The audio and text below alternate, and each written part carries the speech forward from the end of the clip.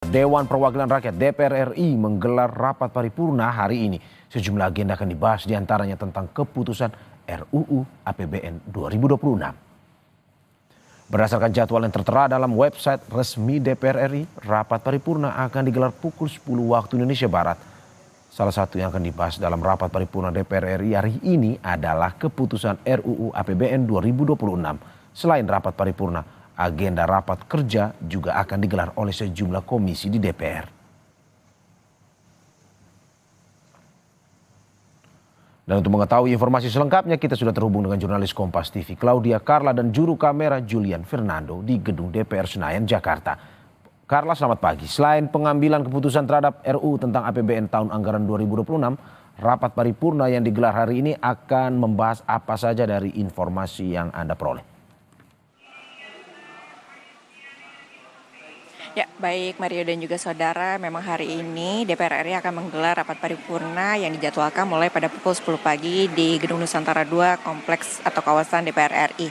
Dan adapun selain membahas tentang putusan RUU APBN 2026, akan ada agenda lainnya yang akan dibahas, diantaranya adalah laporan Badan Legislasi terhadap hasil pembahasan atau perubahan prolegnas RUU tahun 2025 hingga 2029, lalu kemudian pengambilan keputusan untuk anggota Dewan Komisioner dari LPS atau Lembaga Penjamin Simpanan, lalu kemudian pengambilan keputusan untuk Hakim Agung dan ad hoc HAM pada Mahkamah Agung, lalu juga terakhir adalah pendistribusian pengambilan keputusan untuk Ketua dan anggota Komite Badan Pengatur Penyediaan dan Pendistribusian Bahan Bakar Minyak untuk periode 2025 hingga 2029.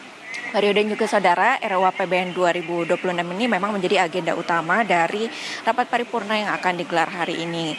Ada beberapa perubahan terkait dengan RUU APBN yang memang sebelumnya dicanangkan oleh mantan Menteri Keuangan Sri Mulyani dengan Menteri Keuangan saat ini yaitu Purbaya. Di antaranya adalah bertambahnya jumlah transfer ke daerah atau TKD yang semula dari 650 triliun rupiah menjadi 693 triliun rupiah.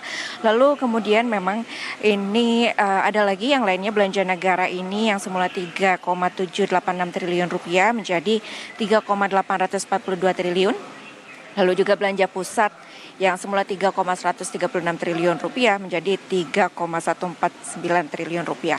Tentunya penambahan sejumlah dana pada pos-pos ini juga memberikan efek pada keseluruhan RUU APBN 2026. Salah satunya adalah peningkatan defisit ataupun defisit yang melebar yang sebelumnya ini sebesar 2,48% dari produk domestik bruto atau setara 638,8 triliun rupiah yang saat ini menjadi 2,68% ataupun 689,1 triliun rupiah. Namun terkait dengan pelebaran defisit ini, Purbaya memang telah mengatakan sebelumnya tidak perlu khawatir karena memang akan disiasati dengan menerbitkan surat utang ataupun saldo anggaran lebih. Dan terkait dengan hal ini, Menteri Purbaya ini belakangan memang menjadi sorotan karena sekitar 2 minggu menjabat ini telah memberikan beberapa gebrakan. Di antaranya 5 gebrakan yang telah diberikan oleh Menteri Keuangan Purbaya adalah menolak teks amnesti berulang, kemudian menaikkan defisit anggaran